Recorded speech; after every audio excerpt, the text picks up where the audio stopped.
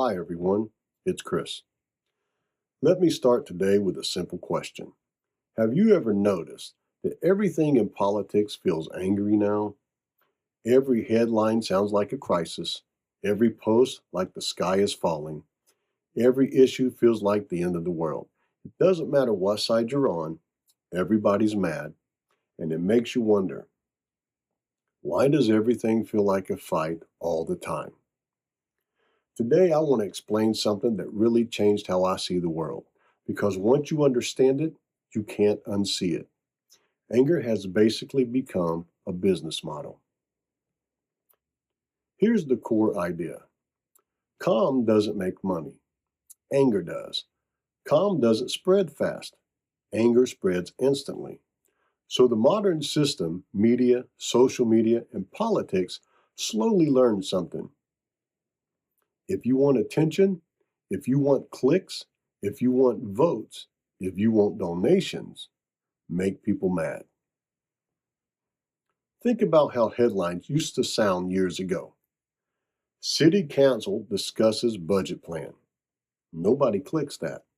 Now it's shocking plan could destroy your community. Suddenly you feel something. Fear, anger, urgency. So you click. Because emotions drive action. Calm information doesn't. So guess what gets rewarded? The scary stuff, even when it's exaggerated. Suddenly you feel something. Fear, anger, urgency. So you click. Because emotions drive action. Calm information doesn't. So guess what gets rewarded? The scary stuff, even when it's exaggerated. Social media works the same way. The algorithm doesn't ask, is this healthy for society? It asks, what keeps people staring at their screens? And guess what keeps people staring? Not balanced conversations, not thoughtful debate. It's outrage, conflict, trauma. So the system automatically pushes the most extreme stuff to the top, not because someone is evil, but because extreme content performs better. It's math. Here's a simple analogy. Think about junk food. Vegetables are healthy, but chips and sugar taste better instantly. So food companies sell more junk food, not because it's good for you, but because it sells. Anger is like junk food for your brain. It tastes intense, but too much of it is unhealthy. And right now, we're on an outrage diet 24/7. Now here's where it gets uncomfortable. Politics figured this out too. If you keep voters calm and thoughtful, they might think independently. They might question you. They might change their minds. But if you keep voters scared and angry, they cling tighter, they don't leave, they donate more, they get more involved. So division becomes useful. Even if it hurts the country long term, it helps short term power. Here's a simple real world example. If a car salesman says, this is a decent car, take your time, you might walk away. But if they say, this deal ends today, last chance, act now, you feel pressure. You react emotionally, and that's not honest, that's manipulation. Politics use the same trick now. Crisis, emergency, act now or the country is gone. Constant alarm because alarm keeps people loyal. But here's the problem. When everything is treated like an emergency, nothing gets solved.